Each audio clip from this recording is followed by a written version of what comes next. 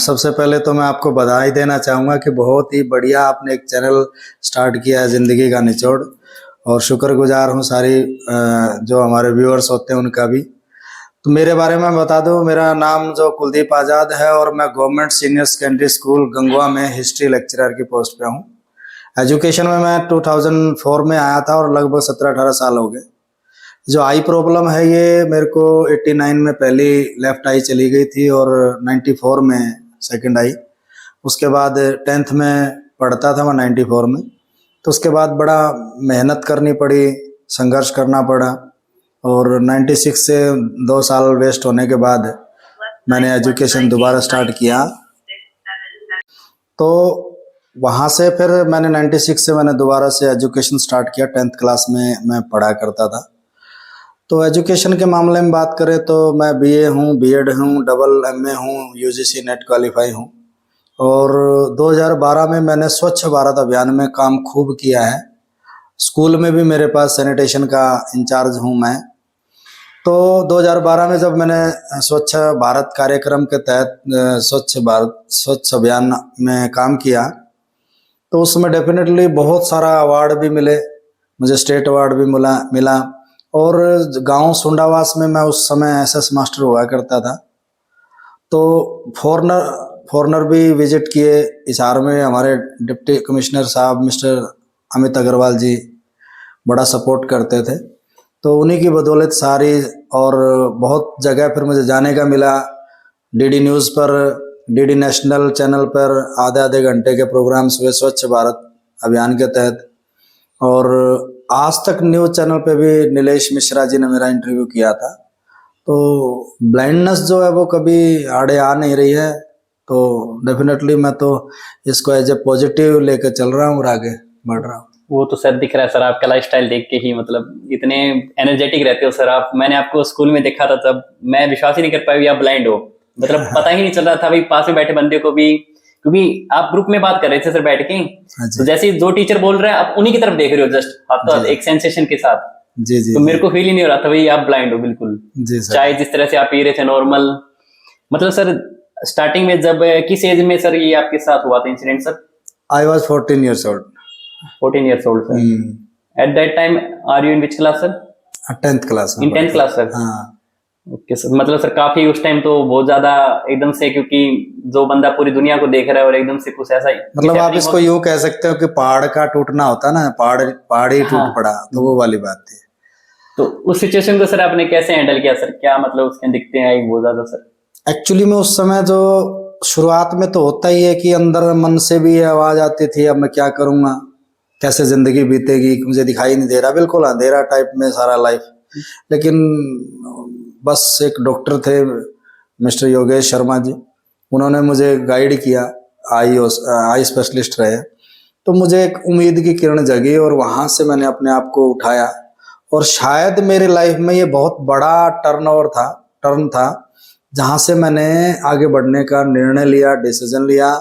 क्योंकि मेरी फैमिली में मनीष जी कोई भी पढ़ा लिखा नहीं है। अच्छा सर। मेरे 6 फादर हैं, चाचा लोग हैं, ये सब मेरे 4 दादा लोग हैं, सबके सब कोई पढ़े नहीं हैं। चाचा लोग भी नहीं पढ़े हैं, भाई लोग भी नहीं पढ़े हैं। अच्छा सर।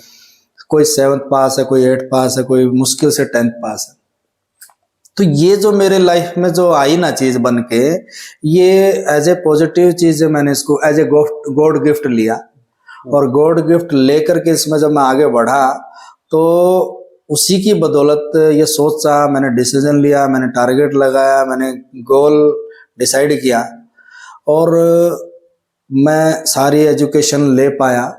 और बाद में जाकर के फिर मैं एक ही बात बोलता हूँ कि क्या हुआ, खुदा ने मेरी नजर छीन ली और नजर के बदले दे दिया नजरिया, ऐ खुदा तेरा शुक्रिया शुक्रिया शुक्रिया। बहुत ज्यादा बढ़िया सर, आपकी इतनी पॉजिटिविटी है सर, तभी आप इतने आगे तक पहुंचे अपने लाइफ के अंदर सर। ये पॉजिटिव से आजकल के लोग क्या है सर, मतलब उनके जो नॉर्मल लोग है ना सर, उनके लाइफ में भी थोड़ा सा कोई डाउनफॉल आ जाता है ना, तो वो सोचते हैं भी जिंदगी खत्म है। बल्कि उनके पास सब कुछ है, भगवान ने हाथ पैर सब चीजें सही सलामत उनके पास, फिर भी वो इतना मतलब डाउन फील करते हैं खुद को कि यार अब क्या हो गया, अब कैसे करूंगा मैं आगे, एक एग्जाम में फेल हो गया।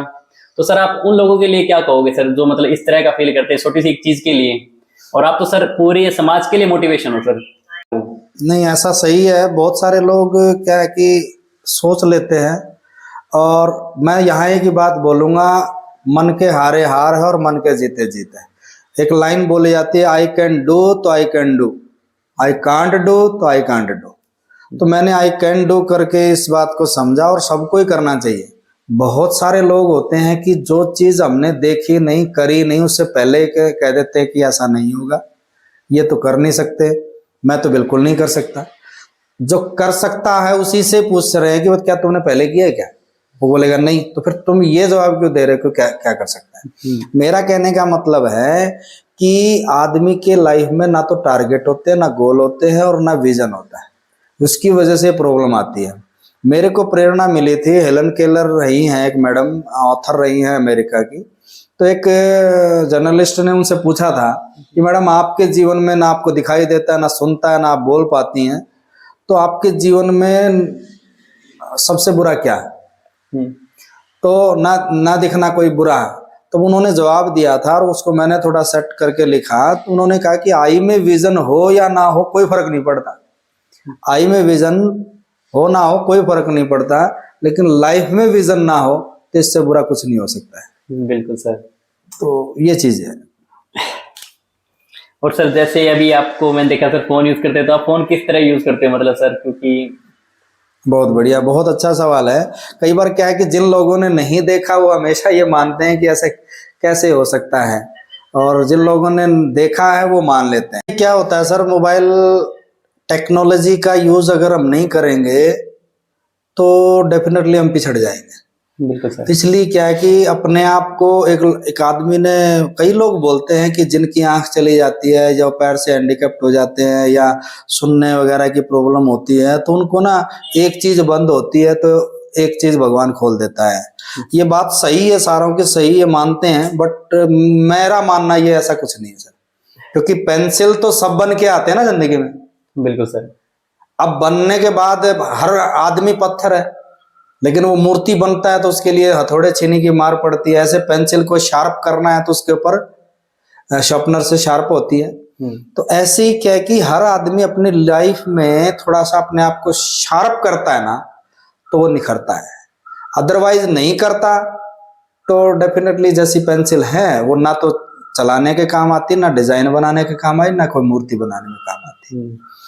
तो ऐसे ही मैंने टेक्नोलॉजी का यूज करता हूँ, मैं कीपैड फोन यूज करता हूँ। मैं आपको दिखाना चाहूंगा, ये फोन होता है, इसके ये सारा नंबर भी बोलता है, कॉन्टैक्ट भी बोलता है। जब कॉन्टैक्ट में से नंबर निकालने होते हैं, अब ये निकाल रखे हैं, तो जो नंबर सेव किया होगा वो सेव से दिखाएगा, और जो नहीं किया हुआ वो उसे नहीं दिखाएगा। अब ये देखो, ये प्यारे लाल जी इसमें लिखा हुआ है, आप भी देख सकते हैं। बिल्कुल सर। ये प्यारे लाल जी है। तो इसी ऐसे ही करके निकलता है। दूसरा क्या है कि अगर और एडवांस टेक्नोलॉजी की बात करें तो हम इस टच का फोन है, इसको यूज करते हैं। अब ये नॉर्मल फोन है, और की तरह होता है। इसको मैंने जस्ट ये साइड से बटन दबाया, अब ये टच स्क्रीन से चलने लगा, ऐसे करके चलता है, ऐसे करके बोलता रहता है और हम काम करते रहते हैं। ये कैंसिल कर दिया मैंने। तो इस तरीके से करते हैं। दूसरा क्या है कि मैं बताना चाहूँ कि कीपैड में किंग वॉइस के नाम से सॉफ्टवेयर होता है, उसको ऑन एप्लीकेशन होती है, उसको ऑन करना पड़ता है। ऐसे एंड्रॉयड के सेट्स जो होते हैं उनके अंदर टॉकबैक के नाम से होता है, और कंप्यूटर और लैपटॉप में जो होता है ना, ये जॉज के नाम से करते हैं। तो इस तरीके से कर सकते हैं। बाकी मैं अपने बारे में बता दूं, मैं सेव अपनी डेली क्लीन करता हूँ, प्रेस वगैरह कर लेता हूँ, और सब अपने आप सर? सब अपने आप सेट होता है सर। और कपड़े वगैरह पहनना सर? वो सब अपने आप, नहाना धोना सब अपने आप है, कोई ऐसी बात नहीं, कोई हेल्पर नहीं, कोई कुछ नहीं। पानी गर्म ठंडा जो भी करना सब अपने आप है। और सर जैसे अभी आपको घर पे कहीं से कहीं जाना हो तो सर पूरा घर में तो एक्चुअली क्या सारा पता ही रहता है, आपके घरों में भी ऐसे ही होता है, सबके घरों में ऐसे ही होता है, क्योंकि एक कॉन्शियस माइंड होता है, एक सब कॉन्शियस माइंड होता है। तो जैसे गाड़ी वाला कुछ दिन गाड़ी चलाता है तो वो गियर की तरफ भी देखता है, क्लच की तरफ भी देखता है, सामने भी देखता है, लेकिन कुछ दिनों के बाद वो सारी एक्टिविटीज उसके सबकॉन्शियस माइंड में चली जाती हैं। तो ऐसे ही हमारे लिए जब हम बाहर निकलते हैं तो हर जगह हमें नई चीज होती है, इसलिए हमें दिक्कत आती है। पर जो हैबिचुअल हो जाते हैं, जो सबकॉन्शियस माइंड में चली जाती है, तो उसके लिए हमें मतलब नॉर्मल आदमी की तरह हम ट्रीट करते हैं, अंदर जाना, ऊपर जाना, नीचे जाना। स्कूल में भी ऐसे ही होता है, जब हम 6-8 महीने साल हो जाता है तो उसके बाद हम सारे स्कूल में अपने आप जा सकते हैं, आ सकते हैं। ऐसे ही सबके साथ होता है। आप खुद भी मनीष जी कहीं जाओगे और आपको पता नहीं, अंधेरे में गए हो और किसी का भी दरवाजा थोड़ा नीचा तो आपके सिर में लगता है, लेकिन वही दरवाजा आपके घर में है तो आपके नहीं लगता, चाहे कितना ही अंधेरा हो। क्यों? क्योंकि वो आपके भी माइंड में जा चुका है, बिना देखे भी काम चलता है। बिल्कुल इस सर। तरीके से काम करते होते हैं, शार्प करना पड़ता है, बस ये बात है। स्टार्टिंग में थोड़ा सा रहता है सर, जैसे जैसे प्रैक्टिस होती है तो चीजों को पता चली जाता है सर। हाँ हाँ बिल्कुल। कॉन्शियस और सबकॉन्शियस में सर कैसे, मतलब क्या डिफरेंस रहता है? कॉन्शियस माइंड जो होता है वो जागता भी और सोता भी है। सबकॉन्शियस माइंड कभी सोता नहीं है, वो हमेशा वर्क करता रहता है। हम सो रहे हैं तब भी काम कर रहे हैं, नहीं सो रहे तब भी काम कर रहे हैं। और उसमें जो चीज चली गई, इट मीन्स जब आप ढूंढ, मान लो जैसे मेरे आपके से पहचान हो गई मेरी, तो आज मैं आधा घंटा आपसे मिल रहा हूँ या बाद में मिलूंगा, तो वो सबकॉन्शियस माइंड में यदि चली गई तो आप 6 साल बाद मिलिए आप, तो जैसे ही आप मिलेंगे तो माइंड अपने आप ही सर्च करेगा कि यार मिस्टर मनीष गोदारा जी। बिल्कुल सर। तो ऐसे ही ये वर्क। बाकी अगर कॉन्शियस की बात करेंगे, कॉन्शियस माइंड क्या होता है, जैसे हम शादी में गए 10-20 लोगों से, 50-100 लोगों से मिलते हैं, लेकिन आप कल मिल लो किसी से, वही लोग मिलेंगे, आप पहचान नहीं पाएंगे। ये कॉन्शियस माइंड होता है। बिल्कुल सर। ठीक है। सब कॉन्शियस में जो चला गया अंदर, उसके लिए प्रैक्टिस भी मांगती है, 2-4 बार मिलना भी होता है, ये सब चीजें। अब सर मैंने आपसे इंटरेक्शन किया सर, अगर मैं 5 साल के बाद आपके पास आऊं तो आप पहचान लोगे मेरे को आवाज से? Of course. तो उसमें तुरंत थोड़ा सा अगर मान लो हो सकता है वॉइस ऊपर नीचे हो जाए, बट जैसे आपने मनीष गोदारा बोला तो हम बता देंगे कि आप भट्टू से हैं, आप बता देंगे हम, क्योंकि सारा एक बार वो कहते हैं ना कि गूगल पे आप अमेजोन का ये इसलिए डाला गया था कि ताकि पहला कैपिटल डलते ही सर्च करके तुरंत बाहर आए। बिल्कुल। काफी सर मतलब एडवेंचरस लाइफ है सीरियसली। मैं फर्स्ट टाइम ऐसे आपसे मिला हूँ सर, मतलब मेरे खुद के अंदर से रोंगटे खड़े हो रहे हैं, मतलब आपके पास बैठा और आपकी बातें सुन के सीरियसली सर। जी सर। जैसे सर आप स्कूल में पढ़ाते हो तो सर, तो क्या कुछ कैसे करते हो सर सब अरेंज वहाँ पे, मतलब बच्चों से इंटरेक्शन करना, उनकी आवाज से ही पहचान के उनका नाम या बता देते होगे ना सर आप? देखो क्या होता है, बहुत ही अच्छा क्वेश्चन आपका, और अच्छे क्वेश्चन रेज करते हैं आप बहुत जगह। अभी एक्चुअली क्या है, जिन स्कूल में हम पहली बार जाते हैं ना, तो थोड़े दिन, चाहे मैं हूं चाहे कोई और हो, हमें आवाज को पहचानने में काफी दिन लगते हैं। ऐसे ही नॉर्मल पर्सन जो होते हैं उनको चेहरे पहचानने में बड़ी मुश्किल होती है। बिल्कुल सर। तो ये सब चीजें जब होती हैं तो 2 दिन में 3 दिन में, हम पहली बार जब क्लास स्टार्ट करते हैं, इंट्रोडक्शन होता है, इंट्रोडक्शन में मैंने अपना नाम बताया तो उनका भी, मान लो 40 नेम बच्चों ने बताए तो डेफिनेटली हमें 10, 12, 15, 20 नाम याद हो जाते हैं। उसी से ही हम टीच करना शुरू करते हैं। दूसरा इसमें एक चीज लगती है कि जो बच्चा कॉन्फिडेंशियल होगा, इंटेलिजेंट होगा, उसके बोलने से ही पता चल जाता है कि कौन सा बच्चा कैसा है। तीसरी बात, उसी टाइम हम ये कैच कर लेते हैं ये 4-5 बच्चे पकड़ने जिससे हमने अपनी गाड़ी को चलाना है। अब रहती है बात पढ़ाने के। सर आप होंगे या कोई भी नॉर्मल टीचर होगा, वो बुक देख के ऐसे पढ़ाता है, सही है? बिल्कुल सर। अपने को बुक की जरूरत नहीं पड़ती। क्यों? क्योंकि इसमें एक चीज और एक्टिविटी जुड़ती है। मान लो हमने रमेश को उठाया कि रमेश बच्चे पढ़ो आप, तो उसने पढ़ा।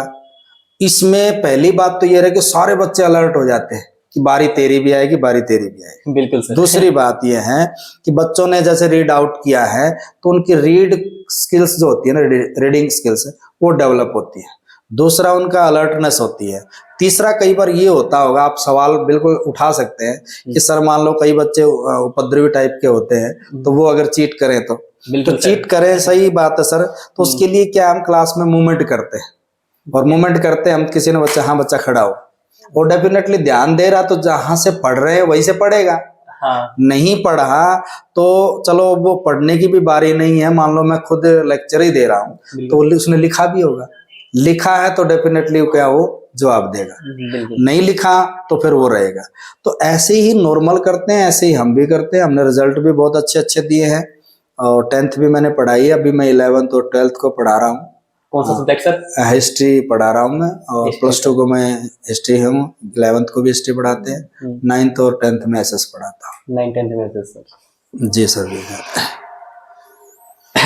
और बच्चों के साथ आपका इंटरेक्शन कैसा है सर? इंटरेक्शन बहुत बढ़िया रहता है। एक्चुअली क्या है कि अपने को सरस्वती माता की बड़ी कृपा है, बोलने में काफ़ी अपने आप को शार्प किया है। काफ़ी बोलते हैं ना कि कंप्यूटर में बोला जाता है अगर इनपुट नहीं होगा तो उसमें आउटपुट नहीं होता है। तो डेली का 2 आवर्स है, 1 आवर है, वो पढ़ना होता है यूट्यूब से, ऑडियो से। और जैसे पहले हम क्या है कि जब 10वीं 12वीं बीए बीएड जब हमने किया था तो पुराने टाइम में ऑडियो कैसेट्स हुआ करती थी रिबन वाली, हाँ सर। उनसे पढ़ाई की थी। बट आज के टाइम में ना बहुत एडवांस टेक्नोलॉजी आ गई है और उसकी वजह से हम उसको रीड कर पा रहे। पहले हम सिर्फ ऑडियो सुना करते थे, अब सारी पब्लिक ही ऑडियो पे आ गई है।